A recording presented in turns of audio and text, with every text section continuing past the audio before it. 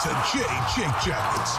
Gear up to fire the cannon and hit the ice with your host, Jay Ashdown and Jake Gehringer.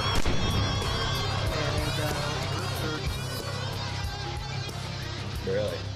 Cincinnati's just above Cleveland. We both consume 3.8 drinks a game, and we spend about 40. You guys spend about 35. That's all about, the socialization, I think. You know what I mean? There's something so fun about I love what the Guardians are doing with their stadium. Like they're taking seats out up top. You're a little dark. You might want to put a light in your face. Yeah, that's what I was wondering. 1 second. Let me turn on this other light. But I love they're putting in more restaurants and bars in the top. Uh-huh. Is that better? That is better. Yeah, Okay. We could actually see you now. Perfect. They could see. This is the money maker right here. Yeah, right here, baby. Happy New Year, everybody. How we doing? First show of 2024. Yeah. It's crazy. It feels like we're creepily in the future. It does. It's like a sci-fi movie, right? Have you had your first writing out today's date and you're writing down the numbers and then you write 2 and then you start to write the 3 and you're like, oh, shit, it's 4. I actually I was fine when I wrote my last check. I was like, oh yeah, it's 24. Yeah. I'm still used to just writing 23. It's just muscle memory. It always takes me until March until I get it down. Yeah. How was your break, dude? I missed you. Shit. Yeah, I missed you too. I mean, yesterday wasn't fun. Watching that team lift a trophy. Other than that, though, I mean, I'm trying to think what I did over the break. Mel came for 4 or 5 days, which was really nice. We went up to Buffalo. Yeah, that was a cool picture. You two look cute together. That was great. Thank you. I agree. I gotta meet her at some point. So what happened was I took her out to meet some of my friends from college. My roommates. One of them works within the Sabres organization. He was able to hook us up with excellent tickets for that game. And it's funny because she was, obviously, she's a lifelong Devils fan. So she made a joke before the game that she was going to put a bet on Damon Severson anytime goal. And he scored the first fucking goal of the game right in front of us. So we got a good laugh out of that. And, they lost in overtime, but we saw Fantilli score. So, There you go. Yeah. Good Christmas. Any fun New Year's stories? Anything like that? What about your Christmas haul? For New Year's? I try to avoid doing things for New Year's because the last couple of New Year's have not gone great. Last New Year's, Ohio State lost right as we turned in New Year. That wasn't fun. And then the last New Year I did anything before that was the New Year's right before COVID started. So I think I'm just going to avoid doing anything on New Year's. Just chill. Just keep it chill. Yeah, exactly. So no fun stories there, but Christmas is really good. I just kind of asked for a lot of clothes and stuff like that. I went practical this year. Very practical. So. I tried to because I'm gonna make that my resolution this year to actually keep tabs of things that I want throughout the year and put them on Amazon or whatever. Yeah, definitely. And just be like, this sounds nice. And be lastly, I tweeted about this yesterday. I did put some bets on Michigan to win the title to ease my pain a while back. So I won $450 yesterday, and so you actually won that much? Yeah, $450. Woo, bud! I would have won $800 if it was Alabama. Really? Because I put $50 on Alabama to win after week 6 when they looked like dog shit. They almost beat. Oh god, they almost beat Michigan. They would have won the title. I would have won even more money. I wouldn't be as sad. But I'm gonna spend some of that money, get some tattoos. There you go. Get some fun. Have some fun. I went. My Christmas, I had split family. I have 3 Christmases. essentially. I got this This new. sounds like a great Hallmark movie. I mean, Four Christmases is already a Vince Vaughn movie. Exactly. It's a It's fun like the one. knockoff version of it. We were watching. We actually watched Four Christmases for Thanksgiving this year. It was kind of fun. Yeah. So I got the new office chair. It's really nice. Got a little swivel to it, and the arms Nice. lift up and down. Is it leather or just like a? It's kind of leathery. As long as it's comfy, it's all that It's like an matters. actual office chair, and it's really comfy. Yeah. Um, Speaking of Vince Vaughn movies, Oh, dude, I didn't notice. That's awesome. Dude, that's great. Hey man, if you can dodge traffic, you can dodge a ball. if you can dodge Eric Goodbranson, you might be able to dodge a ball. If you can dodge the Philadelphia Flyers, You might become an Anaheim Duck. Hey! if you I should have made the joke about dive. What is it? Dive, duck, dive, and dodge. Yeah, make the joke about you can miss out on being a Flyer. You got to duck. Right. The 5Ds at Anaheim. Mine was fine. Like I got a lot of Blue Jackets merch. I got some really comfy PJs and stuff with Yeah, that. I got comfy PJs too. I got this right here. They're Nice. Ted Lasso themed pants, and they're like Oh, that's the sweet. softest pants I've ever gotten in my I'm life. actually wearing the slippers. Like these are super nice. I need a new pair of slippers. I was like, those are comfy. They're very comfy, and the PJ pants are way more comfy. Yeah, I got a lot of new like underwear and like work socks and stuff. same here on the sock front. I need a new sock. I need I a dress needed a socks. bunch of new socks for that Yeah. because like yeah. Got some winter boots. I'm trying to think of like everything.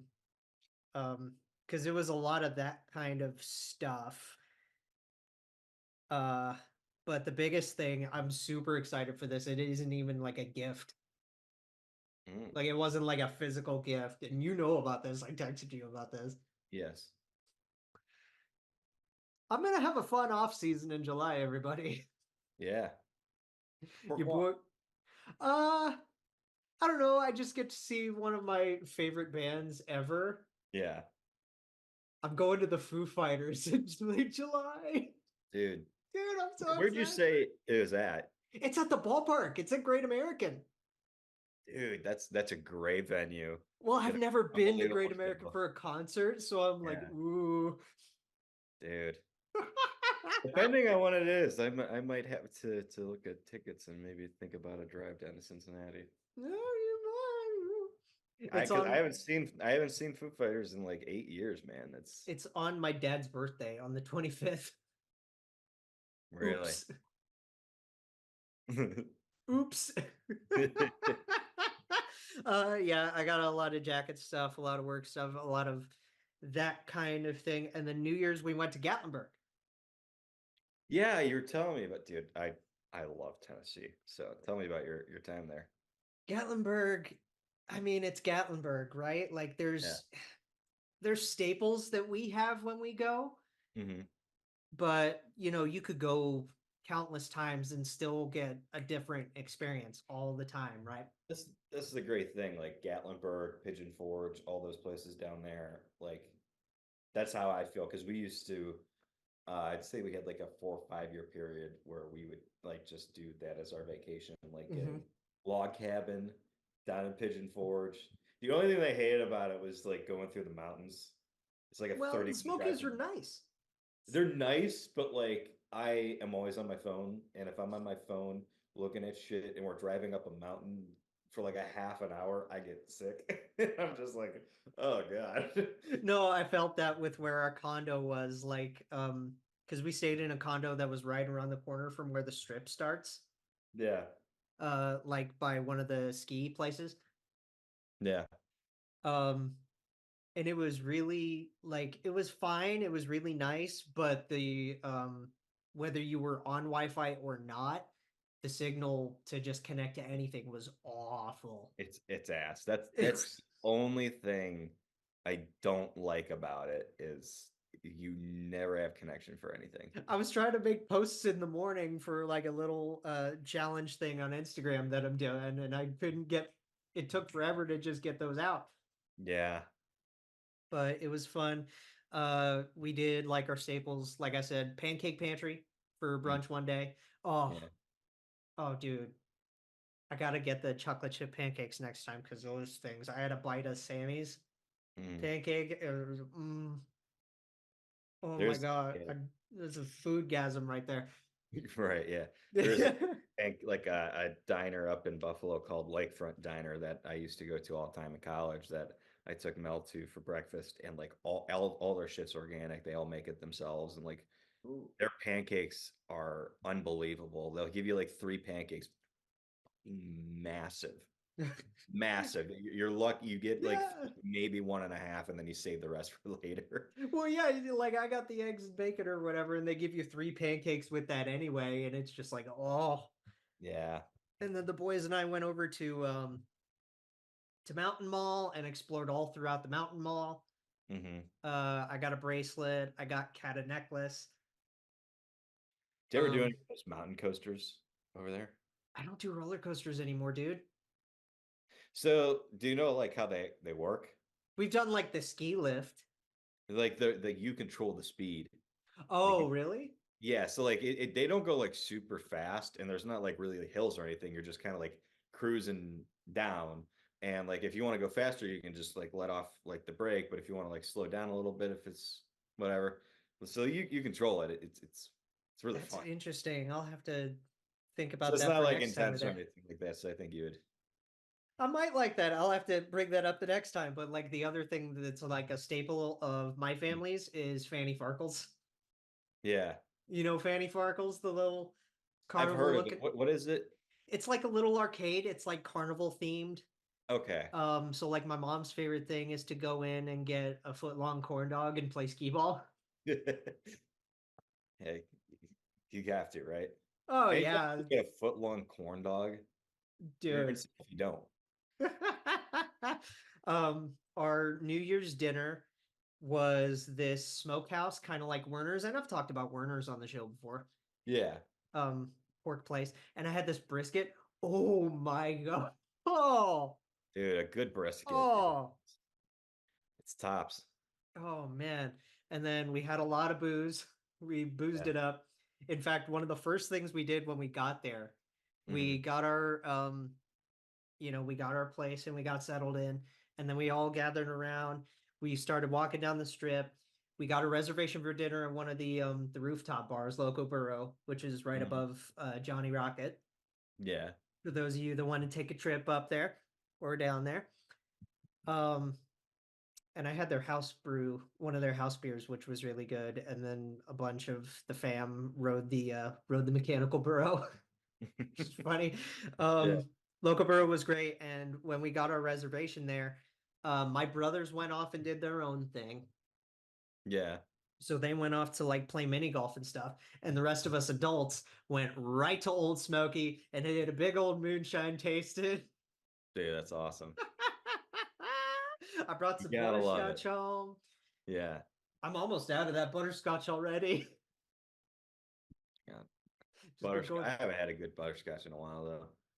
Yeah, kind butterscotch. of think of it though. Like I haven't like drank like anything other than beer in the last like 3 or 4 years. I was gonna say this is probably the heaviest stuff I've ever had, Yeah. Do you do and any it's moonshine when you go down to Tennessee or? I mean, like the tasting was what we did, Yeah. right? And it was really good. I liked a few of the cream ones. I liked a lot of the ones that were just straight shine too. Yeah. Like it's funny. The one that could probably kick my ass the most was the one that I liked the most, other than the butterscotch. What was that? I think it was like electric something. Okay. It was like Blue electric Flame something is a classic or that I blue like. lightning or something like that. Yeah. It was 128 proof. Yeah. It That might could be put it. you out That for might the be night. yeah. Because Blue Flame, I think, is like it's like blue, like it's really high proof, but Mhm. it's kind of like a I'm trying to think fireball like on steroids. You know what I mean? Right. No, yeah, and we just did the little tiny like quarter shots like that Yeah. for Hmm. the tasting, but it was really fun and really good, and I was glad I got to take the butterscotch home. Hell yeah. But like New Year's was fun. The cover band sucked. Yeah. I'm kidding. They were fine, but like I've seen better. You seem better. Meh. Um, and the countdown was fun, and you know it's Gatlinburg, right? Yeah, exactly. Very very, you know, just a really fun time. And then we left on our checkout day. We left at 8 in the morning. Oh wow. Josh got us up at 7, and he was just like, "We're leaving in the hour." And we're like, "Okay, all right, I have fun." to get up at like 7 every morning for work, but any day that's not a work day, I can't even like process the concept of getting up before like 9 o'clock. No, I feel it. We That hike was fun too on the last day. Yeah. Fun hike through the national park, and that was nice. Um, but that pretty much sums that up. And then we got home. I got back here at around 2 o'clock in the afternoon, and then I passed out until about 11 o'clock at night. So for the last few days before I went back to work, my sleep schedule was fucked. But That's hey, the way to do it, right? yeah, pretty much. But hey, we got a little bit of things in the hockey sphere to talk about, because if you're anything like us, either do you like hockey or you're wrong. Was that a Christmas gift or That was a Christmas gift. nice. Great. I love it. I love it. God, yeah, like do we where do we even want to start? Do we just want to start how we typically do? Yeah, we got to start with Keppies, bro. Got to get that out of the Makes way. sense. Makes sense, yeah. We tried to make the beginning as fast as a hockey game is, and knowing how that goes. Yeah. We know hockey games move fast, but DraftKings, an official sports betting partner of the NHL, has got you covered. DraftKings Sportsbook, you can score faster than anything happening on the ice, which is crazy. Yeah. It's really, really crazy. And this week, new customers can bet $5 and get 200 instantly in bonus bets. Let's take a look, shall we? Yeah, let's take a look. Take a good old gander at some of the money lines for this week. Do NHL. Oh, we got featured players. Well, we can talk Ooh, about this is this probably is gonna let's look at some Thursday games since this is coming out tomorrow, but I don't know when. And there's a ton of games. Um, There's so many games. Another one of our buddy Steve's favorite things to say this year. yeah. All right, let's take a good look at where some of these lines are at. And I want to thank DraftKings real quick for giving me my $450 very quickly. There you So go. excited of them. The process for it is really good. The times that I've, had my big payouts. Well, there you go. Yeah. So I don't have any of the Thursday games up, which makes sense, but we can talk about games tomorrow. Go for it. Montreal is at Philadelphia. The Habs are plus 145. Flyers favored by a goal and a half. Over under at 6. Uh, And somebody's first game as a Flyer, probably, yeah, I did which take the we'll get to. Flyers money, even at minus 175. I'd still probably go Flyers money line. Yeah. Jamie Drysdale. I think that this sort of a thing, especially on a John Tortorella coach team, is almost a rallying cry for the Flyers. They've already gotten off to a good start. Hmm. I think like something like this happening, They dipped for a while before a Christmas, little bit of but a dip, but I think this gets them back on track. It's something that's going to galvanize the group together.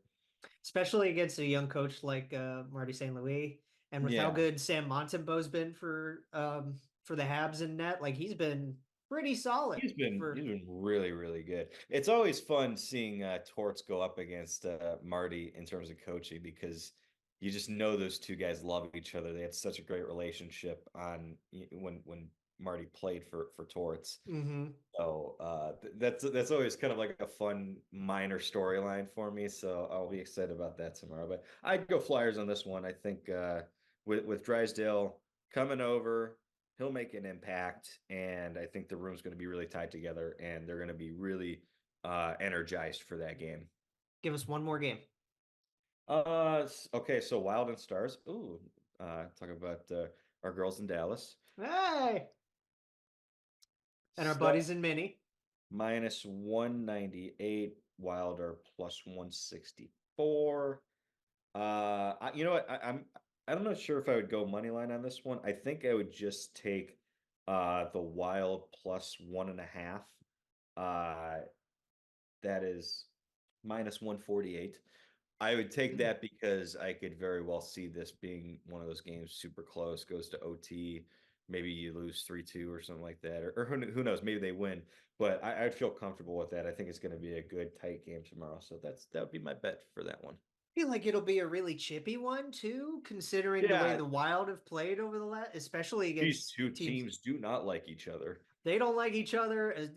The fan bases don't like each other, as Jordan and Taylor told us that they do not like each other. So good luck to our girls on that, Dallas. Yeah.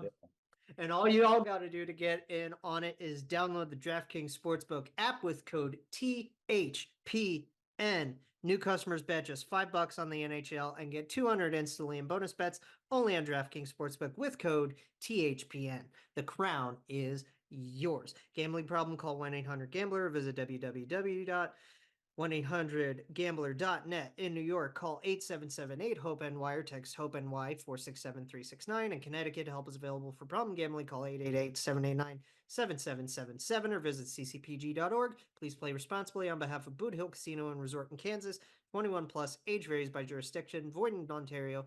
Bonus bets expire 168 hours after issuance. See dkng.com/hockey for eligibility and deposit restrictions, terms, and responsible gambling resources. NHL and the NHL Shield are registered trademarks of the National Hockey League. Copyright NHL 2024. All rights reserved. Dude, you killed that. Yeah. Hell of a job. Just like our PK at some points. Killed it. I will give props to Columbus's PK because they've been fine. Blue Jackets?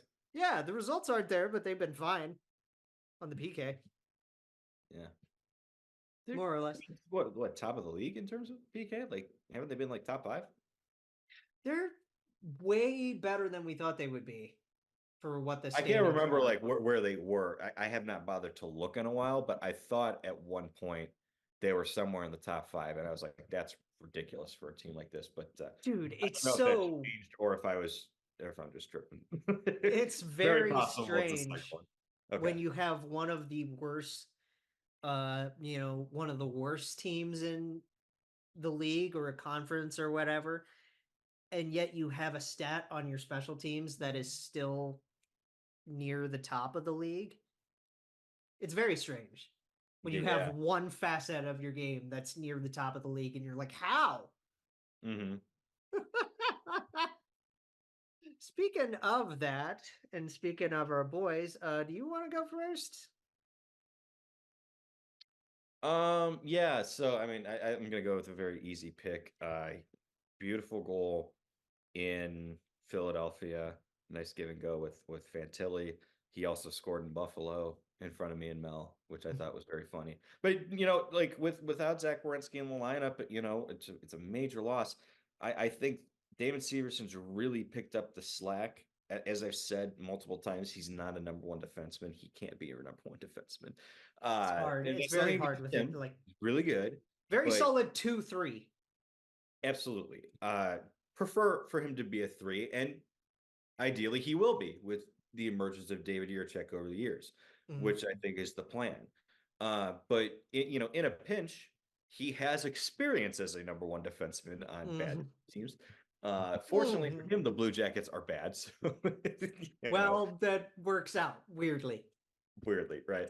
I thought he's handled these last few games with that top, defensive pairing, number one defenseman role. I think he's handled it very well. He's been a huge plus for the team in these last few games, no doubt about it. Yeah, ever since he's come back, really. And we at first, um, it felt like that he rushed just a little bit, maybe about like a week or so. Yeah, But he shook off his rust really quick, and ever since, he's kind of back to what he started with. right. Yeah, Full gas in the tank. absolutely. By the way, I was just looking. Columbus is dead average. They're 16th in the penalty kill, so I was absolutely tripping. But still, dead average, not bad when you consider everything the team's going through. Like, Yeah. 16th in the league, just a little over 80% on the PK. You'll take it. You'll take that all day. Oh, take it all day long. I am gonna go with. Believe me, I'm not stalling. I'm just looking, really, but like there are a couple names that I could go with. You know what? I'm gonna go with a recent performance, one of the more recent performances. And I got a question to ask you. Sure. Who needs Tate McRae? Yeah, I knew it. Yeah. As I have always said, Sabrina Carpenter better. Cole Sillinger's getting mine for his second career hat trick. He's looked. It's not just the hat trick either. No, He's looked really good these last 10 games. and He's putting together a legitimate stretch of just good 200-foot hockey, and the offense is coming too. and when you add the shot that he's got now, when you add that to the 200-foot game, yeah, whoa, that's a dangerous hockey player. Credit to him. I'd be lying if I said that I wasn't nervous after what we saw last year, the start to this year. I was really starting to fear that we were maybe rushing him and maybe we were ruining his development. But he's figuring it out in real time, and that's so big for what they're trying to build here. Let me in turn ask you a question brought on by one of our favorite goalies in the Western Conference. Do I look nervous? No. I that was that wasn't the quote I was expecting. When you said Western Conference, I don't know why, because he wasn't in the West when he said this, but my immediate reaction was Briz, and it was just, why you have to be mad. He was, though. He was a Duck. He was a Duck. He was a Coyote, but he was a Duck at that point when he said that. He was a Flyer when he said that. Was he? He was, yeah, because it was for the Winter Classic in 2012. Maybe I was just thinking because he just had the black, like just the padding on, and it was all black, and I thought it was like the black practice, like the undershirt and stuff. Yeah, yeah. Why did I think he was a Duck at that point? Probably just that. Yeah. But yeah, Cole absolutely deserved, like, this whole fan base, and we're going to talk about everybody for a minute in regards to a couple of quick things that have happened since we took our break. You know what? You were correct. He was a Duck. I was thinking of the universe rant that he went on. That's when he was a Flyer. When the universe is so humongous big. Humongous big. Anyways, continue with what your point was. Gosh, what was my point? Silly? Oh, yeah. No, the fan base. Everybody was so up in arms when the Russian line got broken up and Silly slotted in between Chinny and Marchie. Yeah, because that line's just been so great. The dominant line with all three of the Russians on it, right? Yeah. Yeah. But I like Pazzi, as an NHL head coach, sees players differently from how fans see players. I'd say that's the case for every coach for sure. Well, yeah, but this Uh, is my point, right? Like, yeah, Pazzi knows Cole as a player better than we do. yeah. I So would hope. you would hope. So, I would like, hope. knowing that, he deserved that promotion to the second line, and we know Mhm. that Dimitri can work well on a fourth line role. That's no big deal. And Cole got rewarded. Yeah, I would say that was more my issue than Cole being put on that line was just almost the demotion for Voronkov felt unjust in my opinion. But they got the results, so well, almost got the result. They ended up losing the fucking game in the funniest way possible. It Like was I feel so so. bad for Justin Danforth. He's such a useful player for this team. I do not blame you miss a shot. It's whatever. It's not on him that they literally scored like 2 seconds later at the other end. It's I just mean, it's one of those moments you have to help. You can't help but laugh. Fleury turned back the clock a decade and a half. Come Yep. on, man. Yeah. But yeah, mine's going to Silly. Yeah. That was Deserved. his first career. Absolutely deserved. His last multi-goal game was his first career hat trick, if you can believe that. Against Vegas, yeah. So is he just gonna score hat tricks is that just gonna be his thing? He either scores once, none, or just a hattie. Just Yeah. Works for me. Works for me. I'll take it. I'll take it too. Next time he has 2 goals in a game, I'll put the money down on a hat Put the trick money down for the third. for the third, yeah. Put like $5 on Cole Cylinder next goal on DraftKings and profit. There you go. Step 1, Sillinger 2 goals. Step 2, step 3, profit. It's good. Yeah, was that good? It was good. Yeah. Okay. Proud of you. You're doing great tonight. You are. You're having a good podcast so far. Execution's just been pinpoint. I'm definitely just rolling things right along, right? You are. As I tend to do. Oh wait, yes. So the first thing, the Russian line breaking up. What I wanted to say about that was something that our buddy Jeff said at one point. Yeah. Lines are overrated. It's good, it's good for the team to build chemistry with each other and find lines that work. Yeah. And whatever. And believe me when because we both said that we wanted to see the Russian line for weeks. We saw it for weeks. And we loved it for those weeks. At what point, did we really think that they were going to just do the Russian line for the whole rest of the season? That's really unrealistic. Yeah, exactly. And I mean, experiment a little bit. That's not one. Like I said, I wasn't upset that they put Cole in there. I thought Cole deserved it. I think he's played well. The only thing I didn't like was where they put Dima, but that's really it. Well, when you get, it's nice to have Rosie coming back too. Right? That's part of it. It is. Again, and he's played well this season. I don't want to take anything away from Jack Roslovic, but I guess where it's a struggle sometimes as a fan is just kind of knowing, very likely that Jack Roslovic's not going to be a part of this moving of forward. The long-term solution. He's probably going to be dealt at the deadline. So, right.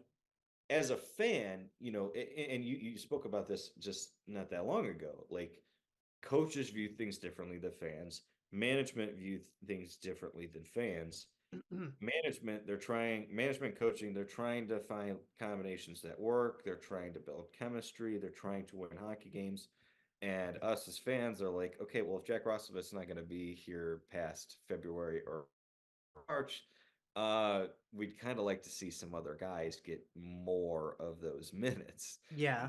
And one of those guys being Dmitry Voronkov, especially when he's played as well as he has. So just from that perspective, I can live with Jack maybe not getting as many minutes because of that, because I don't want it to come at the expense of other players. But at the same time, that's me as a fan. My perspective is different than management and the coaching staff. And part of that does have to do with the injury to Sean Crowley that happened over the break. And what a brutal blow. I mean, not like injury, but like, just thinking about where that hit him. Flashbacks. Yeah. God, that was just it was scary. Really scary. Glad he's okay, but like, yeah, of course. Glad he's okay. I have a very similar, I don't know if I want to tell this story, but I will just to get a reaction out of you. Sure. Years ago, when I want to say I was still in high school, and I was hanging out with my friend Michael, because he used to come over. He just lived across the street and whatever. And he would hang out after school and whatever. We were passing the football in the front yard. Yeah. As you do. And I wasn't really paying attention too much because I was just trying to talk as I do now. Yeah. You were doing a podcast as you were throwing the ball. Yeah. And he just takes it. And he's a big boy, like 200 pounds, used to play football. Yeah. Big guy, strong guy. He zips this thing, right? Just launches a rocket off of his arm. And he didn't have the best aim. Yeah. With this pass. Okay. Right about the waistline. Brutal. So I barreled over, and it's just like, yeah. Yeah, that's a tough one. It's definitely like when you get a cup check. Yeah. It was very not fun. Yeah. Or in Sean's case, a kidney check. Yeah. All that just sounds awful. At least and I would advise against it. At least you don't need 2 kidneys. Right? Yeah. Stand to lose. He'll be fine. But yeah, I see what you're saying. So here's what we're saying about lines in regards to not worrying about them. Because especially with the one that we just had, they're unchanged. So going into the game that we're recording currently against Winnipeg, Johnny, Adam, Danny, top line, unchanged. Yeah. Chinny, Silly, Marchie, which, by the way, let's get Marchie in the All-Star game, people, please. Marchie, Adam, Johnny, all of them, please. We only got a couple more days to vote, people. Let's get him in the All-Star game. Jets already up 1-0. Eesh. Third line is KJ, Rosie, Bemmer. Which, that's fine. Fine. It's fine. But that leaves the fourth line to be Texier, Dimitri, and Olivier. As a strange fourth line. I mean, you got the size, you got physicality, you got a little bit of skill. Then you got Alexander Texier. Yeah, you got a little bit of skill down there with Tex.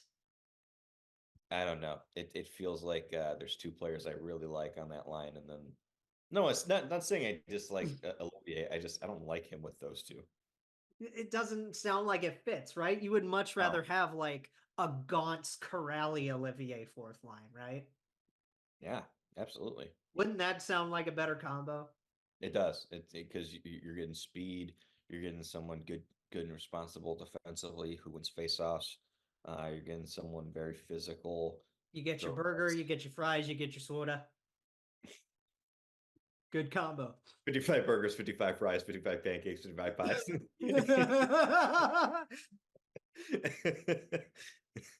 And then the D pairs, because again, this is unchanged. We got Sivo and Boki. Good to see Boki back, and he got a point in his first game Okay, back. interesting to put him with Sivo. Sivo on the left is interesting to me. It's interesting Like, because I would have rather had Boki on the left than yeah, it's weird. Hmm. But then the second pair, we get 9 and 55 reunited, Good. and we know that Provi and Yurchek works. Yes. But that also leaves the pair that doesn't work in Jake and your favorite birthday boy, Eric Goodbranson. You're telling me that pair doesn't work? Oh, it works. Don't you sit here and lie to me. So here's the other thing, right? So we talked about the splitting up of the Russian line, and like that's fine. Mm-hmm. It's good to get your experimentation and promote guys that need promoted. And even though that does mean like, sure, Ronnie going to the fourth line is like he's been playing well, and that puts a bad taste in your mouth. Yeah. But he plays well as a fourth line role player as well. Yeah. So we know that he'll be fine down there. Yeah, definitely. Here's the thing that worries me, right? Yeah. Terry and Spencer are the goalies. Yeah, I was wondering if, because I don't think you put it in our notes. I was curious if we were going to have this conversation tonight. That means, and Elvis is a scratch tonight. Yes. He hasn't played in the last 11 days. Yeah. Couple healthy scratches. I think this What's is going on, dude? We don't know. I think we do. It's weird because at first, Passy comes out and he says, we're going to try this 3 goalie rotation thing, right? Yeah. Do you know what I think it is? Are we priming this up for a trade? Yeah, absolutely. We've seen Elliot Friedman over the last couple of weeks mention a little tidbits here and there that the Blue Jackets might be looking to move on. Merzlikins might be open to change. Oh, it might just be, both sides agreeing a change of scenery, et cetera, et cetera. Like I'm going to just read between the lines because I think it's more than fair to do so. Mm-hmm. And I know our fans aren't stupid. A lot of them are asking the same question. I have questioned things that Pascal Vincent has done this year. In particular, some of the decisions in terms of scratching players and whatnot. Mm-hmm.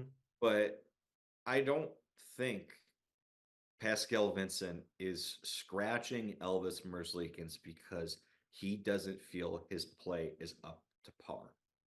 Say what you want about the dude. His eyeballs work just the same as most of the fans in this fan base who watch the games and have seen Elvis play this season behind one of the worst defensive structures in the league. On top of that, you see this guy and how he works every day in practice. You see how he works with Nicholas Backstrom. He's regained form. Listen to his accountability in the media. Mm-hmm. Listen to how he talks about himself. I think Elvis has always kind of been one of those guys. I think sometimes he's almost been too hard on himself.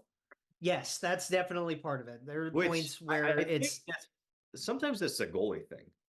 Yeah. We saw that with Jack Campbell a lot in Toronto. Oh yeah, we saw that with Jack a lot in Toronto.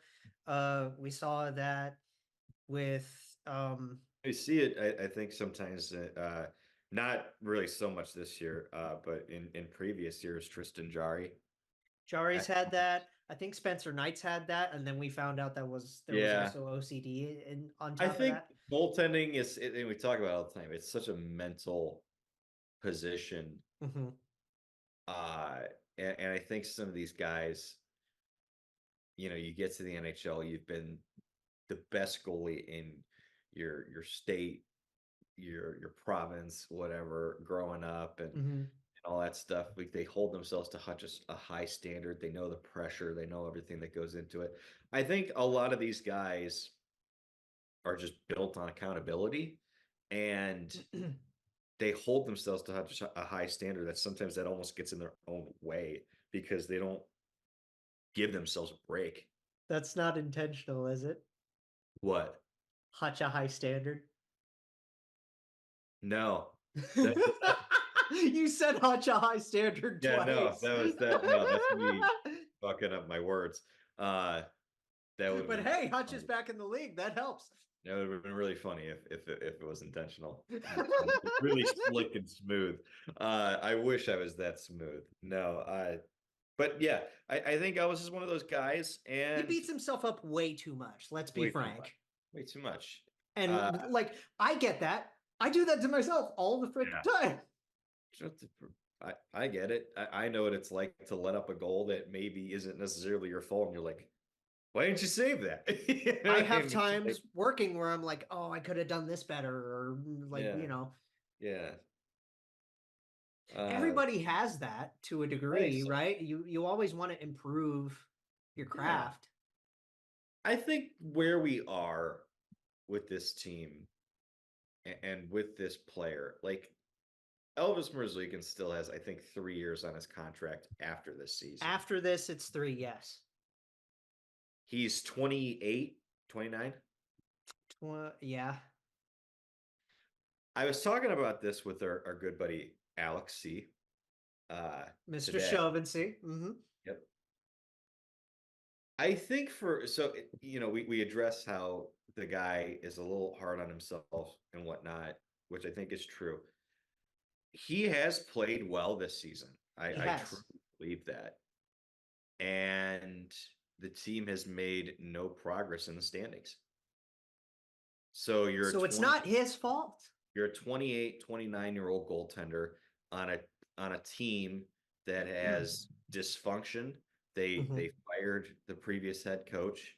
They had the whole issue with Mike Babcock, so they had to fire him, or what, he walked away, whatever. Resignation, whatever you want to use. There's uncertainty about the current coach. There's uncertainty about your general manager. There's uncertainty about your president of hockey operations. And while there's certainly talent brewing for the future that I think these players are aware of, this guy is 28 or 29 years old. He's not getting any younger. You need to be able to look at your situation and say, I feel this can truly get better by this point. And I'm not entirely sure Elvis can say that within a reasonable time frame. So even though he's regained form ever since they brought in Nick Backstrom, I think a change of scenery makes sense for a guy who probably wants to compete for a cup or at least playoffs. He's one of these guys where it's hard to imagine how to shop him even with 3 years left on this deal. It's a strange contract. Because like I'm not even talking about the contract. I'm talking about circumstance. Yeah. Right? Because think about what happened over the last couple of years with the tragedy. Yeah, because this guy, he stormed onto the scene and he was unbelievable his rookie year. And then he followed it up with a really good campaign on a bad team. And then he loses his best friend. What happens, happens. And his next season was fine. It was fine. Wasn't bad. But there's so much. The problem is there was so much outside noise. Yeah. So much outside noise from our fan base. And yes, I'm going to call a lot of you out. Yeah. Because fifth line, y'all didn't really help much. You tried. I say this about most fan bases, and I throw our fan base in there. Bad apples everywhere, yeah. Yeah, there's sections. I think there's a lot of fans who've really gone out of their way to be as supportive and kind to the guy. They really want to see him succeed. I throw myself in that category of Yes. I want to see this guy Of succeed. course. Even if it's not with us, I want to see him succeed. There's other people not as caring. I mean, we saw that firsthand with those fans that ended up getting kicked and banned from the arena. Yeah, I see some people on how they talk on Twitter, which we all know is just a hellhole of a site these days anyway. Yeah. Oof. God, just Wonder what happened. even before that, but it's since then it's gotten worse. No doubt about it. But do you X know marks the spot, am I right? you know what it is like I think there is, and I saw this the other day, someone said it about Justin Danforth when he missed the net. Mm-hmm. There are people who genuinely believe you should never feel bad for athletes because they make money. But they are people. Yeah, absolutely. You and I agree on that. We both know that that's a dumb concept. There are It's people who weird. feel that Like, way. I don't know why. I think that's a very, very tough way to live your life. there comes a this comes from, personal experience and whatever. There comes with that, there's this generational fight amongst Yes. that. It Because, seems like think we don't about, want to generalize, but generally speaking, the people who feel that way are tend to people be like our parents' age. older. Yeah, you Yeah. know, all of them, but I'd say more often than not, that is a statement you'd expect from somebody to at least over the age of 40. Right, exactly. And like at the end of the day, it's a job. Yeah, it's Like, a job, it's a career, however you want to call it. Like it's no amount of money. I understand like when we look at players' performances, people bring up how much money you make. Like, I understand why a Calgary Flames fan would be upset right now with the production of Jonathan Huberdeau, right? yes. Uh, we understand that, and that was a topic of discussion We'll talk about another contract later last that year. recently got signed. Yeah, So we'll talk about another contract in a bit, but like that's in a bit, but that was kind of the topic of discussion last year with Elvis. and with Johnny's contract, there's questions under Contract. Johnny's contract. And you know what? I'll even throw myself in there, although I don't think I'm a terrible person with this. I do bring up Eric and Branson making $4 million a year. I mean, we talked about that as soon as it got signed. Yeah.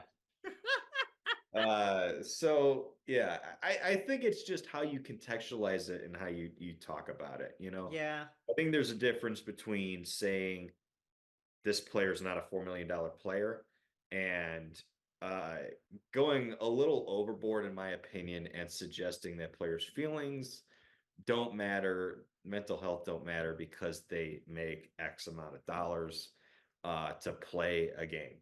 It's definitely, when we talk about that ladder camp,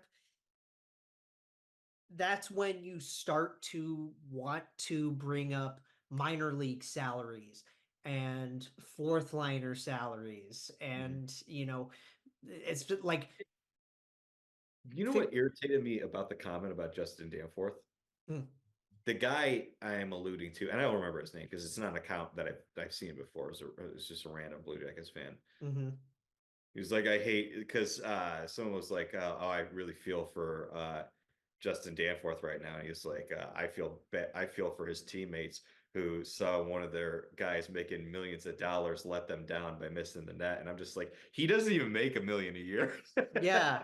Millions of dollars. He's making like what, 975? Something like that. He's making And less he's than not $1 million. seeing all of that money. He's like, how much of that money is he actually seeing? You know what I mean? Like, Right. let's just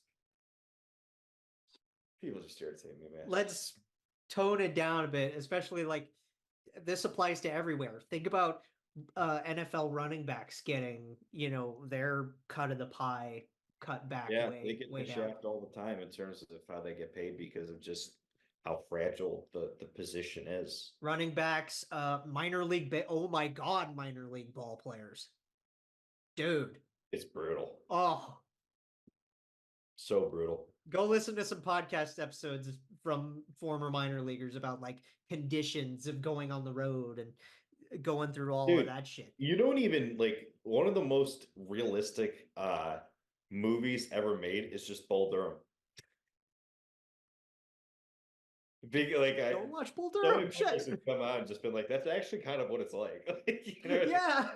Yeah. So It's not Moneyball where you're like completely, over the moon for signing Chris Pratt for cheap. yeah. And then he hits a walk-off magical home run for you. That the memes from the Moneyball memes will never not make me laugh. This is this player. He's really good at this. His defect is this. Because I saw that Ohio State got that center from Alabama who struggled in the playoff game against Michigan, but they brought up his Pro Football Focus passer protection grade, and it was like, this is the center from Alabama. He is one of the best pass protection centers in college football. His defect is he can't snap a football. Oh. I'm just like, poor kid, man. Move him to guard, call it a day. Man, and then like the transfer portal with that Ole Miss kid. Yeah, interesting.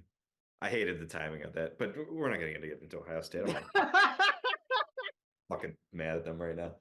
God damn it. They don't deserve our time. And you did want to save full All-Star talk for later, and we'll talk about that on Saturday after the fan vote's done. But yeah, just to have a better idea of where we stand with that. But anyway, getting back to the topic of Elvis, I am at a point. Would I like to see Elvis stay? I would, because I really like the person, I like the player, and I think he's regaining form, and I think Nicholas Backstrom's doing a wonderful job. He could be a very solid starting goalie for this team. Am I going to cry if he gets traded? No. And the reason I say that is because he deserves a fresh start if that's what he wants. If he wants a fresh start somewhere else, I am going to root like hell for the guy wherever he goes. And I always will. That's the thing when you get personalities like that on your team. Yeah. And then you go into a situation where you're like, well, but moving, right? Yeah. You know what I mean? There's this weird conflict of interest. Yeah, no doubt about it.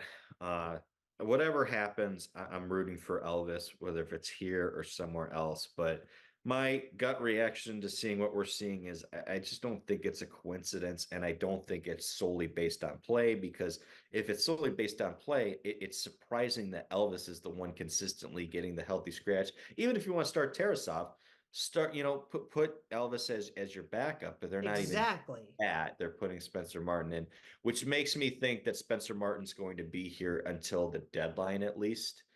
I could, if they decide to trade Elvis, Jake, I wouldn't be surprised if they make that move, keep Spencer Martin till the deadline, see if they can get anything for Spencer Martin, and then you go into the final 2 months of the season and see what you got between Tarasov and Jack Reeves. Harry and Jed is interesting. Because that's probably not going to be your goaltending tandem next year, but these are two guys who might be part of your future. So at least you're giving yourself 2 months of action to, grade them out a little bit and evaluate both guys, right? Yeah, evaluate them. Looking at Elvis, he's actually, like we said, he's done fine. It's not him. He's I think 18th in the league in save percentage. I don't know about his league-wide stats. I'm just looking at his overalls for the year. 23 games, 3.25 goals against, which, I mean, knowing what this defense looks like, that's like I said, goals against average is a team stat rather than a goaltending stat. He has a 907. Which is I think exactly what he had the year that was quote unquote fine.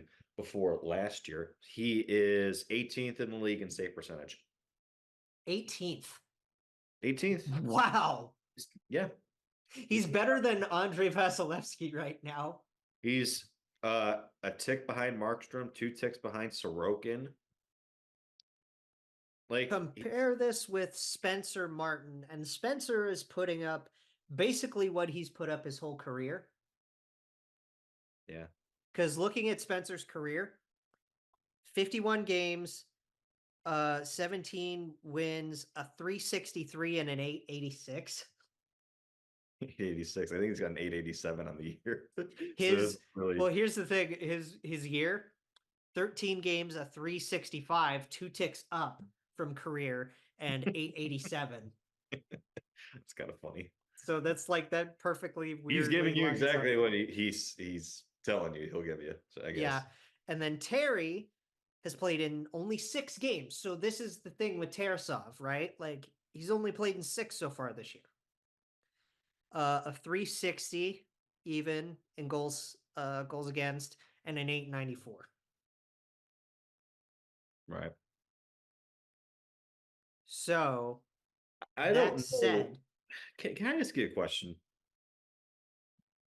What is it with this team's obsession with allowing just a disgusting amount of shots on goal when he plays? When Terry plays? When Terry plays his last 3 games against the Sabres, he faced 42 shots. Against the Flyers, he faced 41 shots. Against Minnesota, he faced 37 shots. What is up with that? I don't know. Because that was happening in previous years. But like, how many shots did he face against New York? That game you went to against Florida? Didn't he face like 50 shots in that game? That was like 40 something. That was definitely in the 40s. It was like, dude. Well, part of the thing with the game against Florida last year was we were basically playing an AHL defense, mind you. Yeah. Right? Well, it feels like they've been doing that for the last 3 years, hasn't it? Dude, that top pair was Gavrikov and Bjork. Oh my God. Oh God, I forgot about those days. Oh my Lord, Gavrikov and Bjork. What a time to be alive. Oh man. I don't know what the issue is, other than like, do we blame the defensive scheme still? Like, it's got to be the overall scheme, right? Yeah, I think the defensive scheme sucks. I also think the defense just isn't good enough because they like it's frustrating. I feel like this right now with Crystal Palace, the team I root for. Our 2 best players. One of them gets hurt right before the season starts. He's out for 6 months. He returns. The second he returns, he finally gets to come into action. Our other best player gets hurt that same game that he was in. And I'm just like, that's how I feel about Werenski and Severson. It's like Severson's out for 6 weeks, and the second that he returns, Werenski's immediately hurt. And week to week. Yeah. What unbelievable injury luck that is! What shitty fucking, because didn't we get at least a few weeks of them together and it was magical? And they were good, legitimately good. It was a legitimately good pair. One of the few bright spots on this team. Yeah. That pair whenever they play together. Because you had a top 4 that was perfectly working. Yeah. When you had 8 and 78, and then you had 9 and 55 on your second pair. I think 8 and 78 made the lives of 9 and 55 so much easier too. Yeah, they did. It's the defense. I like the additions they made. I obviously love Severson. I've liked what I've seen so far this season from Juracek. Provorov's fine. But more than anything, it's just they lack depth. They have NHL bodies, but they lack depth. Yeah. You know what I mean? Does that make sense? That makes sense. You have guys that can play at this level, but they're just not the right guys. And here's my last question before we, make things a little more cut and dry. Yeah. See, yeah, you like that? I do like that. Little name drop. Here's my last question for you though. Because the trade deadline is what? Like early March Typically early this March. year? I could look it up for you real quick. Okay. Because my thing with that is probably shopping Roslovic, right? As March part 8th. of that. Yeah. March 8th? Yeah. Okay. So about a month and a half, give or take. I think I know what you're about to say. Okay, Shopping Rosie and whatnot. Where the fuck is Andrew? Yep, exactly what I was gonna get at. I knew you were gonna get at. Where the fuck is Andrew Peak? What is this dude doing? If we're shopping this guy, if we are shopping this guy, actively trying to seek a trade partner for this player, what does it say about this player? Why? How is he not playing? Hear me out. What does it say about what the Blue Jackets think of this guy that they feel their best chance of trading him is to make sure he doesn't see the ice? Is not playing. What does it say about how they view him? That's because he hasn't looked good this year, in my opinion. Well, no. It's been limited appearances, no doubt. But what did we say last year when Gavrikov was on the block? He was playing up, and granted, a lot of that had to do with the injuries that we had. Mm-hmm. But he was playing up in the lineup. We were showcasing his value. Andrew Peak is not Vlad Gavrikov, though. He's just not. That's why. You at least give him at least a few more show me what you got games so we can gauge what we can get for you. You know why I think they're not? Because the last few times they've tried to play him, he has looked so bad that I think Union Blue put out like a tweet after that first Buffalo game, even though we won 9-4. Peak did not look good. And they're like, are we almost tanking their values by playing them? And I wonder if that's how management's looking at this. Not in terms of Elvis. I think that's them trying to keep a guy healthy as they maybe facilitate a trade. But Peak, I mean, man, I think they genuinely feel the chance of getting a decent return for this guy is to not play him. What value does he have? What can you get for a guy that doesn't play? I would have said in the offseason, based on his age, based on him having a decent contract, and based on him having a pretty good reputation just defensively, they probably could have gotten a second-round pick for him. Would have been a little bit of a later second-round pick. Okay. Late second, early third. You were looking at a late third, early fourth right now for this guy. It's just so or you're taking a player back in a change of scenery deal that might not even be that ideal. It's headache inducing because who always comes up in trade talks just because they're the biggest market on the planet? Oh, the Leafs. Exactly. Yeah. Let's think about this. Let's think about this now, because I had buddies asking me about it. Are you gonna say what I think you're gonna say? No, probably not. I had friends asking me about Peak the other day, right? Yeah. And I was just like, dude, he's great. You should trade for him. I was just like, dude, I don't even know or care anymore. You can take him, whatever. Because it's weird. Because I still think he's a serviceable defenseman. I think he's serviceable. What's the value of serviceable at $2.75 million? Still play him on the Leafs. The Leafs would put him on the third pair, no problem. But their decor is in shambles. Well, they've also got the oldest player in the league right now. What I thought you were going to say that was making me laugh was I thought you were about to say, just to take on the salary back, just do straight up Not straight up like draft picks involved, but peak for Klingberg. Well, you know what's funny? I actually had a Because guy. that would be funny to watch. I'm not I gonna had a guy, and this will make you laugh even harder. I had a guy asking me, and obviously he was joking, but like part of me felt like there was a hint of genuineness to this. Yeah. This guy said, "I want." This guy said, "I want good Branson," and I was like, "Dude, you can have him for free." What are you talking about? This guy's got value. We want a second round pick for him. We will settle for nothing less than a fourth. It's like get this 4x4 off this contract. Like, it's like I do not care. You could genuinely have him for free.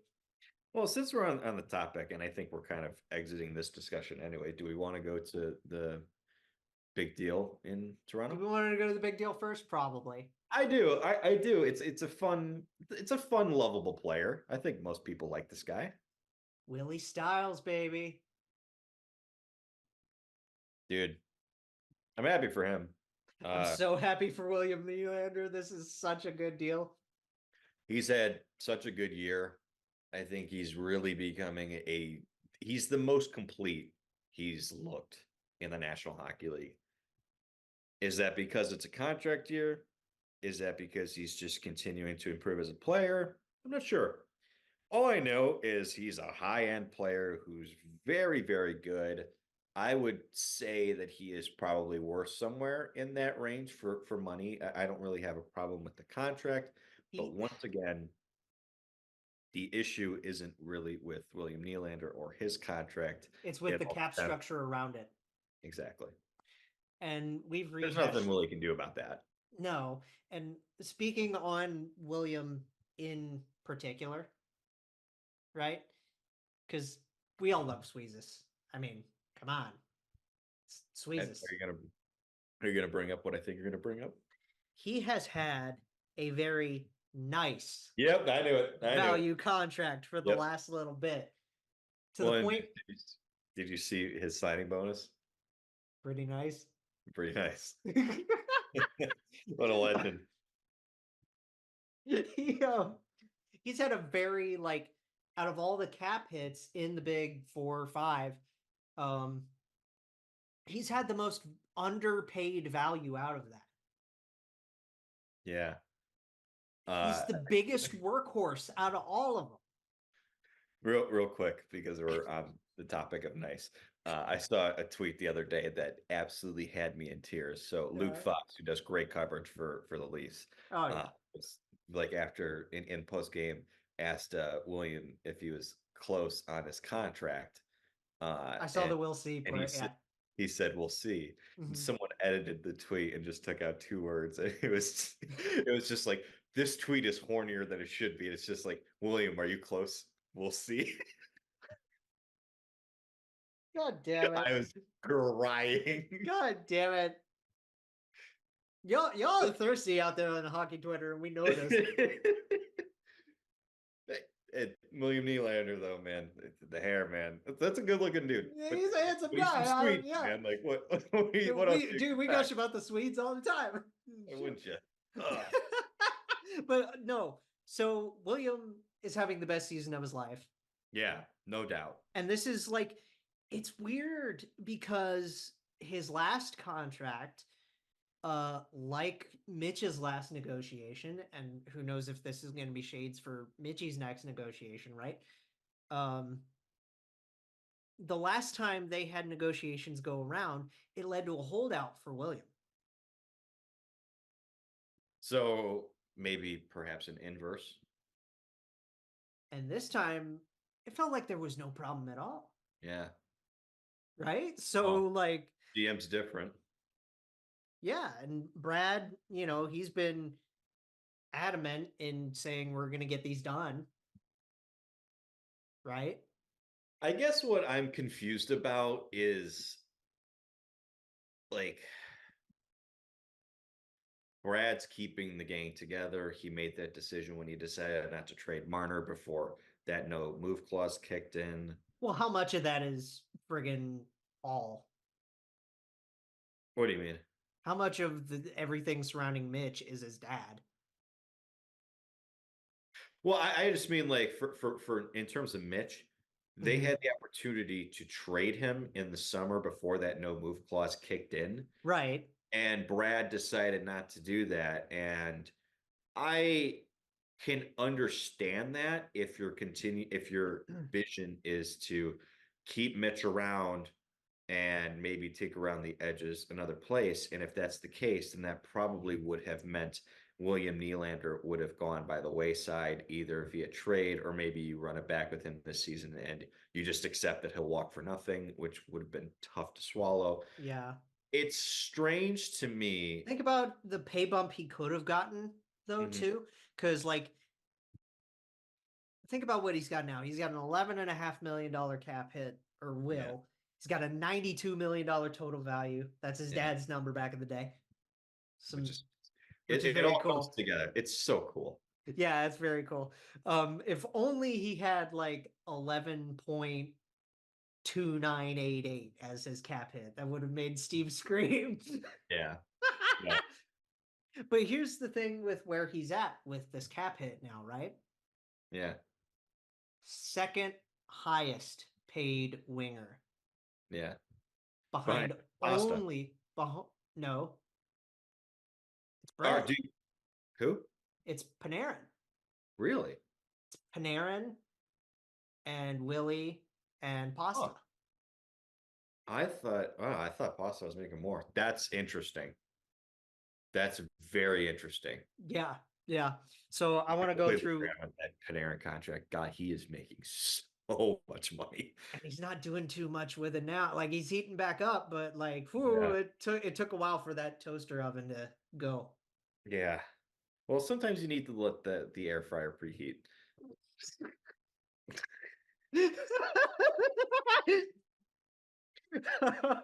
So going through Willie's stats, do you remember when his first contract year was? Was that 17, 18? That would have been the 18-19 18, season. 19? Okay. Yes. Cool. Thank you for giving me that because I just I Don't wanted ask to know why I when know that, that. I just know it. I just wanted to know when that was. Yeah. So 15, 16, first year, Mhm. 22 games, 6 goals, 7 assists for 13 points. Scrub. 16, 17, 81 games, 22 goals, 39, 61. Impressive. Boom. That's like come like no problem as a sophomore. Yep. Don't you laugh at me. 17, 18, he plays the full 82 games, 20 goals, 41 assists. So he matches in points Mm-hmm. in his third year. Contract year, which would have been 18, 19, 54 games. So he took a bit of a dip in his games played. I can't remember how badly he was hurt. Or no, wait, that was the holdout. Never mind. 7 goals, 20 assists for 27 points after holding out. Yeah. And then he gets his $6.9 million deal. Nice. Very nice. 1920, 68 games. Remember, that's full season for the world shutting down. Mm-hmm. 31 goals, 28 assists, 59 points. Yeah. Very impressive. Very. 2021 in the All Canadian season, 51 out of the 56. 17 goals, 25 assists for 42 points. A little bit of a Tiny bit of a dip, but like that average is good. Good. That average is good. 21, 22, 81 games, 34 goals, 46 assists for 80 points.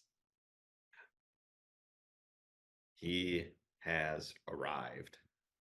And then last year, full 82 games, 40 goal season to go with 47 assists for 87 points. Yep. Does that not sound like an $11.5 million player to you? 11.5 is a lot. I don't know if I would say it's $11.5 million player. I mean, Because keep you in think mind, about it, like Johnny's not even making 10. Johnny's not even making 10, you're right. And he got This is like, you have to contextualize it because like I think he's worth the money he makes. And we analyze everything through this lens of a cap salary and how certain contracts conform to the cap salary. So I understand why people say, oh, he's not worth 11.5 average annual value. He's worth the money, but because he's losing money in Toronto because of the high taxes and everything like that, right. You have to give him, he's going to ask for top dollar. He's worth the money, but is he worth the percentage of the cap hit? I almost think that that's the way we have to analyze contracts. Ooh, You know what I mean? Here's the thing. So I'm doing the math on his pace this year. Mm-hmm. On pace, he's got 21 goals in 37 games. Yeah. That's a pace of 46. Yeah. 33 assists in 37 games. That's a pace of 73 in a full 82. Oh, wow. So then we're going to go with 54 divided by 37 times, 54 divided by 37 equals times 82. That's a 120 point pace. Yeah. Over a full 82 games. That's a $11.5 million player. This is like where you do find yourself in a little bit of a conundrum. Like, is he this player or is this just a contract year? But I err on the side of, okay, is he going to be a 120-point player every year? Probably not. No. But you know what he is going to be just about every year? He's going to be about a 40-goal scorer every year. Yeah. He's going to be about an 85 to 90-point getter every year. Yes. With potential upside for more. So I feel comfortable paying him that money. But once again, that's not the problem here. The problem is everybody. Yeah. The problem is Austin is going to make 13. Yeah. Austin's... And you're not trading Mitch. So Mitch is going to make whatever he makes, like 10 and a half this year. He makes 10.9 this year. 10.9 this year. He'll make that again next year. And then what do you do? If you can't trade him, you're going to have to sign him to an extension. What's that extension going to look like? And the same with John Tavares. Unless John Tavares plans on signing for league min his next deal, you cannot keep those four together beyond next season. Let's be frank. I do think that John would take a discount. He would take a discount, yeah. He'd take a discount. What is the discount? Legitimately speaking, anything. I'm not sure they can do anything over $2.5 million at that point with how much those guys are making. To keep all four of them, that is the problem because your five dudes are taking up like almost half of your cap space. Half the cap, yeah. And at that point, like John Tavares, I'm sure he doesn't want to leave the Leafs. I'm sure he loves it in Toronto. I'm sure he wants to finish what he started, which is trying to win there. So I'm sure he's not going to want to leave, but is he going to be willing to go from making $11 million a year to basically being the Jason Spezza of the team? If you're John Tavares, probably not. Then where do you go? You sign back with the Islanders. That would be interesting, wouldn't it? It's funny as hell. But yeah, so like that becomes an interesting debate, but that's still something that's going to happen 2 years. But then Mitch is the big monkey wrench. It is. It absolutely is. That's why if you were planning on extending William Nylander, which it sounds like they always were. I love Mitch Marner. I like Mitch too. But if your plan all along was to extend William Nylander, perfectly fine with that. But why aren't you trading Mitch in the offseason before that no move clause kicks in and trying to address other needs? You could have cleared money off your cap space and you could have addressed defense or goaltending. You could have addressed, it's weird because that even questions the depth money allocations, because look at David Camp's contract. Yeah. That's turned into the new Kerfoot contract. Yeah, it's very funny that he immediately turned into Alex Kerfoot the second that Kerfoot left. Woo. You killed the man, but not the idea. Yeah. And Kerfoot's been doing fine in Arizona. Yeah. And Camp's a good player too. It's just utilization and cap hit and stuff like that. Like, you can like a player, but not like them at their cap hit. Yeah. I do think that this is definitely a problem for Brad down the road. More down the road. But, we got another season. Yeah, but this goes back into what we've talked about before, which was if you felt at any point you needed change, you could have just kept the general manager who probably would have made change to keep his job. But then that goes back to the power struggle shit. It's Shanny. Yeah. It's like that goes to Shanny. Which is why he might have been the one I would have fired. Brendan Shanahan? Yeah. Yeah. So I know we went down a rabbit hole here. I'm really happy for William Nylander. But again, I think it's an important conversation because I love the player. I love the money he's making. I'm so happy for him. I think he's worth the money. He's absolutely elite for life. Like, let's go. But the issue here isn't really him. It's the surrounding circumstances. Yes. So. Oh my goodness. I'm trying to find stuff on the trade on Cap Friendly. Yeah. And I'm scrolling and I go down to scouting reports and I see peakers. And I'm just like, uh-oh. Has struggled to find a slot in the lineup. Two-way / learning defensive D. Learning defensive D. Excuse me? They've watched him, right? I would hope so. It's cap friendly. Interesting. I mean, they have Bokeh quarterbacking power play. Which, I mean, he can. Why can't I find the trades down here? Teams, trade machine, no. You can look for it, but let's get cut and dry with it.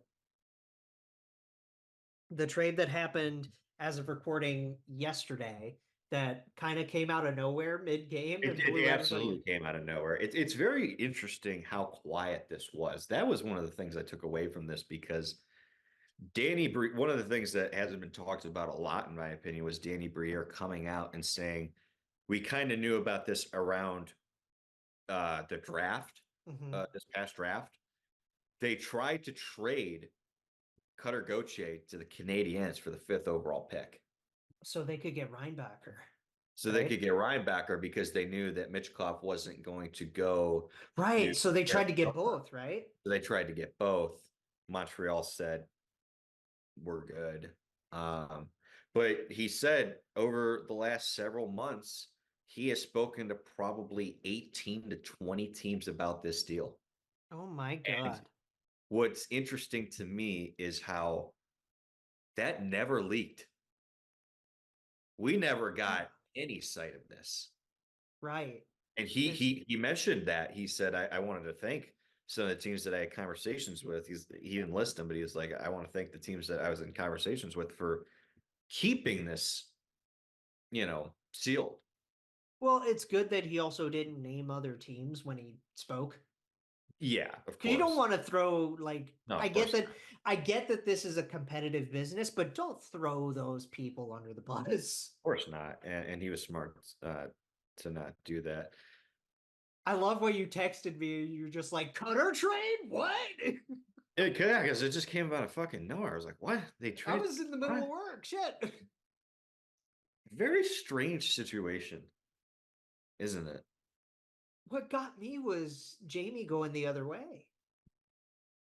So let's break down. Funny because I checked both Twitter accounts. I love checking Twitter accounts when a trade happens to see reactions. And it was one of those rare deals where it gets announced by both sides and both fan bases are upset. Yeah. Now, obviously, these are two really talented guys. I feel like that's good reason for both fan bases to be upset. Exactly. Like nobody's saying like, oh. It's funny how your audio just cut out. You're So much hype, and then Ducks fans. Your audio completely cut out, dude. Trevor Zegras, his best friend. Dude, did you see his quote? You're gonna have to repeat what you said earlier because Did I cut out? Your audio cut out. Yeah. I was just like, it's just funny, like they traded Trevor Zegras' bestie, and all the Ducks fans were upset about that. What I love, did you see Trevor Zegras' quote? We pee together, we get hurt together. Here, we pretty much do everything together. We pee together, we get injured together, we sleep together. Oh God. I was like, Trev, okay, pump the brakes, bud. Do you know what was funniest about that to me was like everybody's like pee together, sleep together. I was like, get injured together? Yeah, exactly. Right. I was like, we LTIR together. I saw some funny stuff like, fuck, I just pulled a muscle, dude. Here, you're gonna have to take a stick to your leg and and just whack yourself. It's like, shit, he tore his ACL. All right, how am I gonna do this? Yeah, fuck. So I definitely feel for Trevor. Tough to lose your best friend in that process, but I will say, before we get into the Cutter Gauthier stuff, I'm just going to analyze the trade as is. Exactly. So it's Cutter, really talented player in Cutter Gauthier going to the Ducks, which is really going to add to their future potential top six with Leo Carlson, Mason McTavish, Trevor Zegras, Troy Terry. I love it from that perspective, and I'm sure the emergence of Pavel Mintyukov made them more comfortable giving up Jamie Drysdale in that this was what I thought. I was Yeah. like, when I saw Jamie was going the other way, and friends of mine that are Ducks fans freaking out, I was like, but Pavel Mintyukov.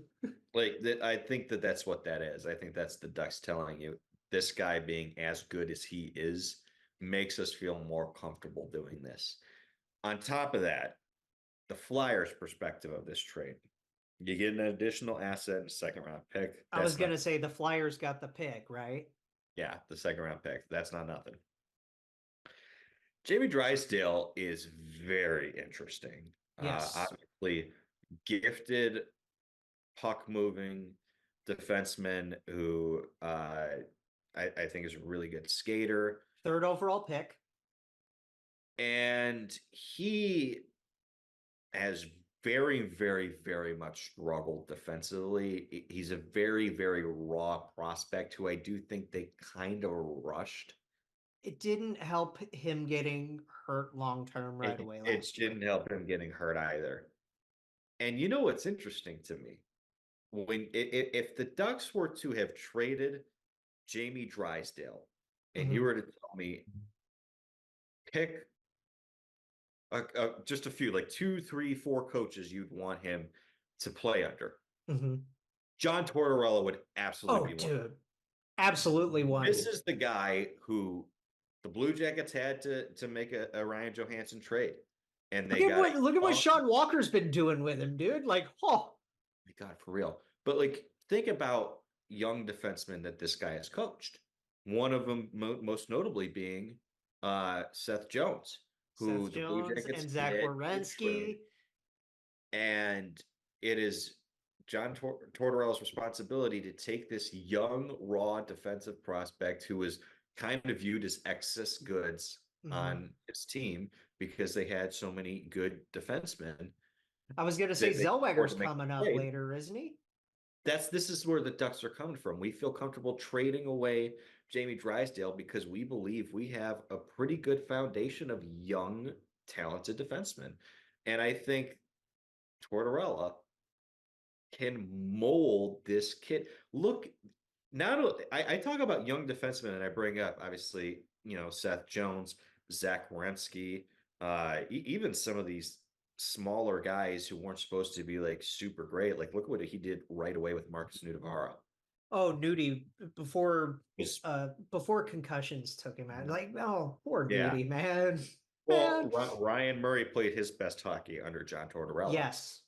So, no surprise what he's been able to do with some of these guys. And but more importantly, turning around careers. Look at what he has done with Rasmus Ristolainen. Has Risto actually been that good? He's been really good. Really, really good. Huh, Like worth his contract good. really? Really good. Absolutely. That's awesome. That's good on Risto. That's Absolutely. Good yeah. on Risto. And I was wondering if Torts would have that in him. I was wondering if he was too far gone because he had been in the league so long and some of those bad habits are so tough to break. I mentioned Dude, Sean Walker. Look at Travis Sanheim and how great oh he's my been this year. God. Some of these guys, some of these defensive pairs that they're throwing out are a joke and they look great. This is what defensive structure does. It's a shame. Like, It's a shame. oh, I miss him. Pazzy. Oh, Pazzy. I know we had to move off him when he did because at that point with the locker room we needed But to not even Larson took anything from that?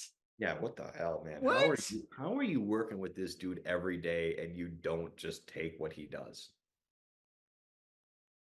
What? I know he's a brilliant hockey mind, but God, is he that head and shoulders above most of the rest? No, look at how he portrays himself, dude. Yeah. I Look at mean, how he just walks in there and he's just like, nope, we're going to work. Yep. He is I as wanna, equal as everybody. yeah. See if I can find this because my buddy Oh, Drew, a huge Flyers fan, sent this the other day of like the defensive pairs that are a yeah. top league, and Sean Walker was on one of the top rated defensive pairs in terms Oh, of bud. Oh, Shawnee. That's my Falcon right there. and it's like, That's oh my God. that's that's one of my boys. You know that. Yeah. um, you want to know? Like, this is just to take a little jab at things, just poking around and Yeah. making some fun. We're recording this on a Tuesday night, like we usually do. Mhm. Wednesday, when this gets posted, that is the first Pride night that the Flyers are having since Provorov got traded here. And who's going to be wearing number 9? Jamie Drysdale. Yeah, that'll be a fun night. Yeah, I'm excited for Drysdale. I think this is a really, really good opportunity. One of my buddies who's a big Ducks fan sent me a meme the other day. It was like Torts always wins, and it was just like him laughing. It was like Trevor Zegras sad because he took Trevor Zegras' best friend. Oh, oh, man. It's just kind of a funny concept, but I really do think that this Oh, will be a trade that we look back on and say, okay, this works out for both sides because I have full 100% faith that John Tortorella is going to unlock Jamie Drysdale.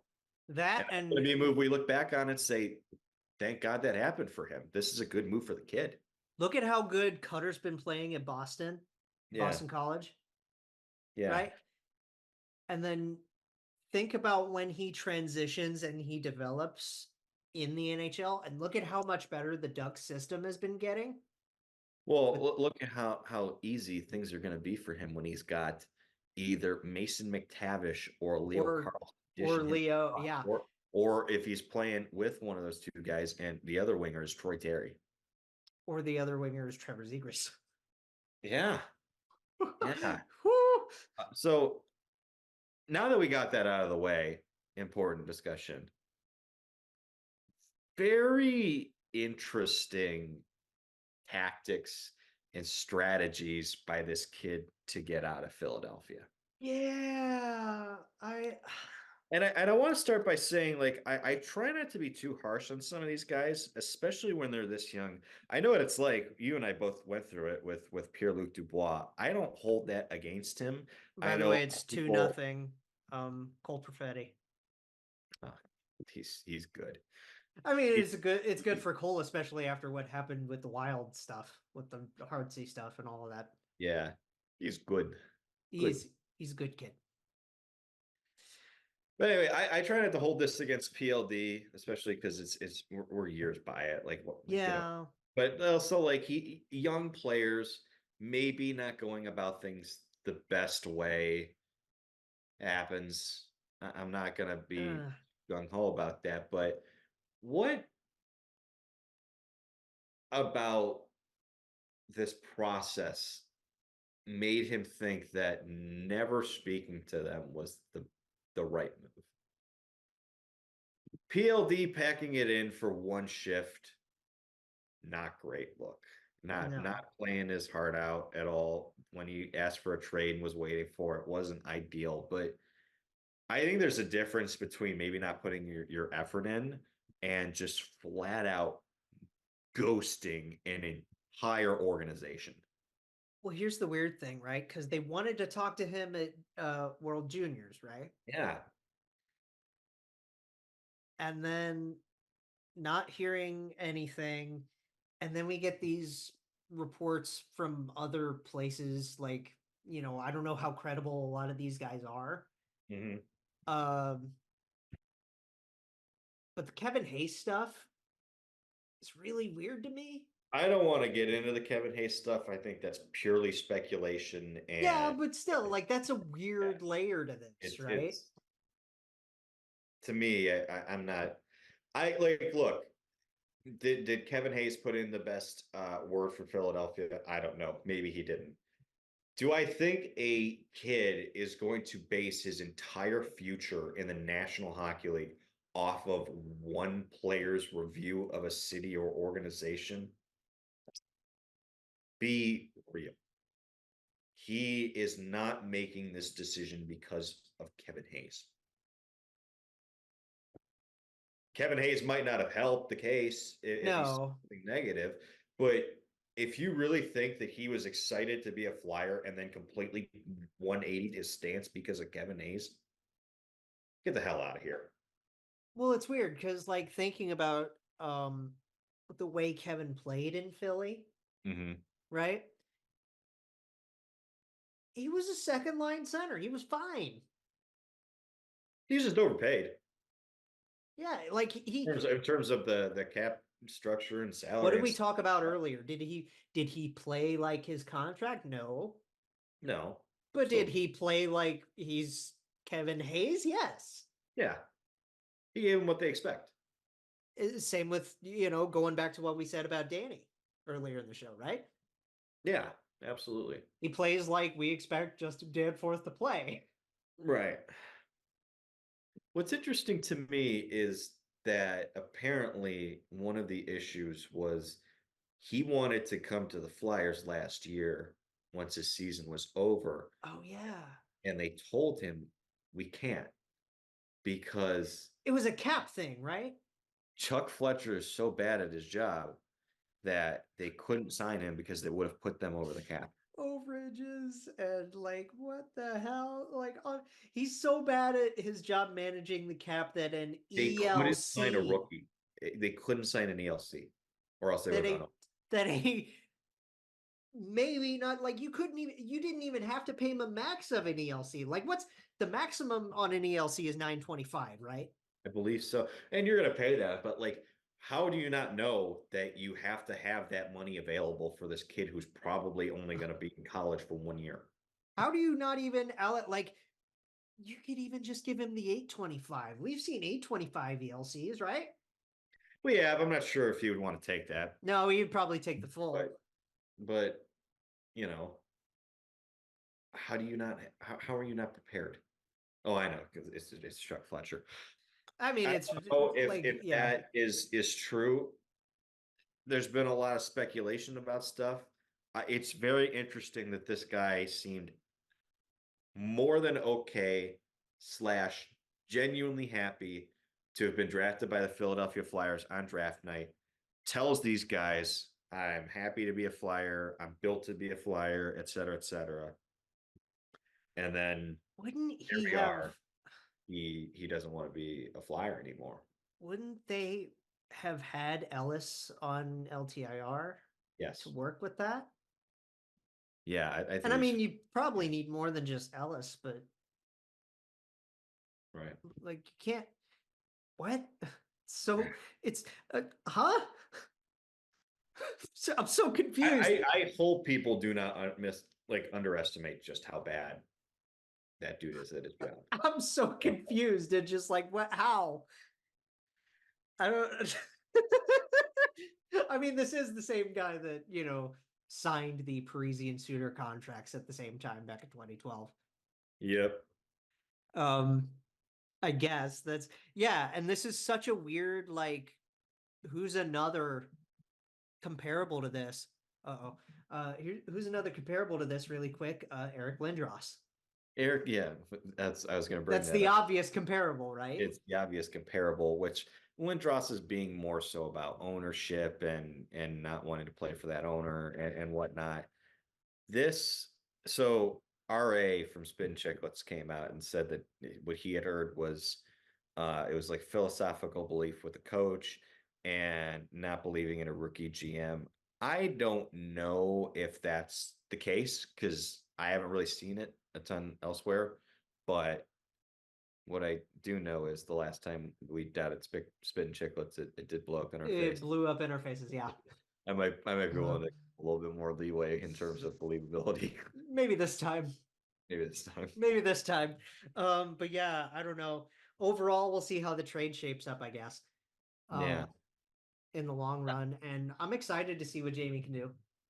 I'm very excited for Jamie. Like I said, that's the thing about this trade that I've paid the most attention to. I'm really excited to see how he fares to the Flyers because I think it's a really good move for him. It's a good fit. Now we're going to rapid fire to the end of the show because you are running low. Because we don't want another dead battery scenario on our hands. And I want to do, to end this, NFL playoff predictions.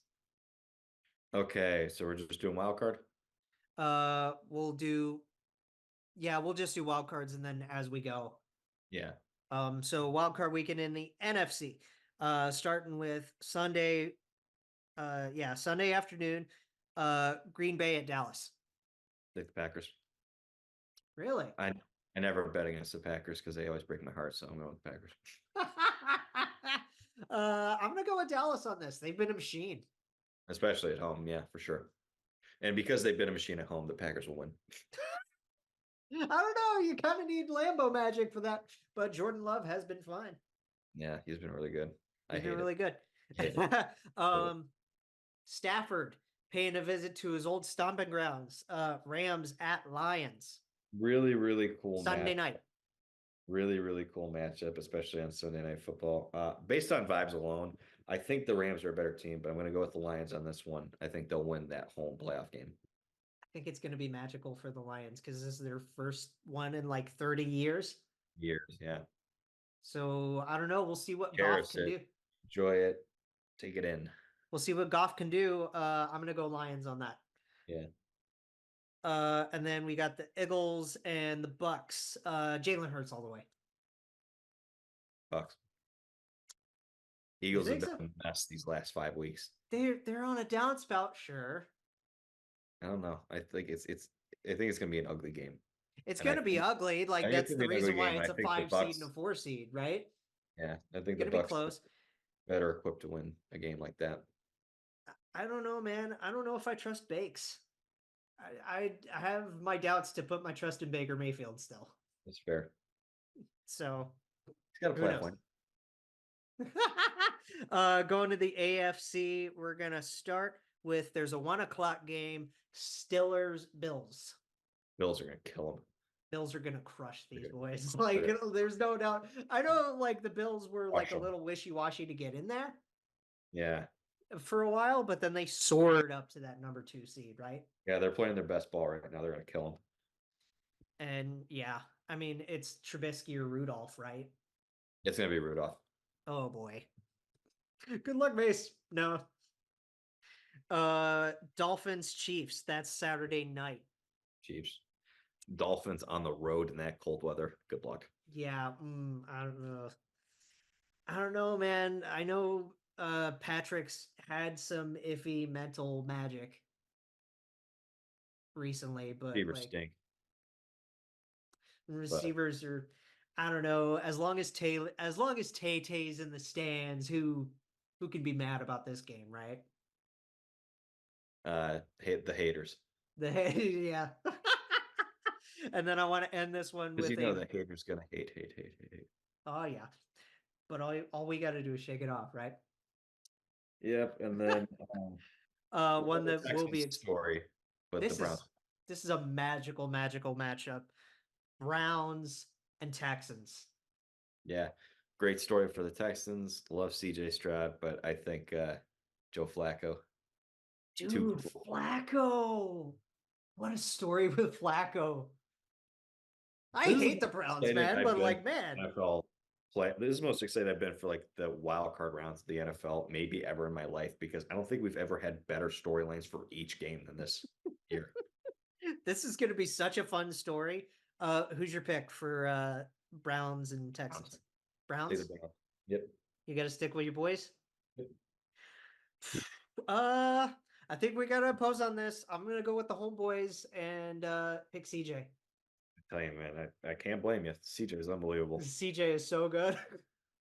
He really is. He's just different, man. He's built different. He is. Let us know your picks. Comment, tweet at us. All that stuff. Who won with DraftKings? And yeah, bet on them with DraftKings. Who won, the Drysdale trade so far? Do all of that stuff and interact with us. Like it, share it, do all that stuff because we need it. We're going into 2024 with a bang. We'll see you Saturday, and then Tuesday we got a special guest coming up. Jake Jackets, a podcast for fifth liners and all puckheads around. Follow the guys on Twitter at Snake Garinger, GARRINGER, and at by J Ashdown. And subscribe on YouTube or wherever you listen. March on.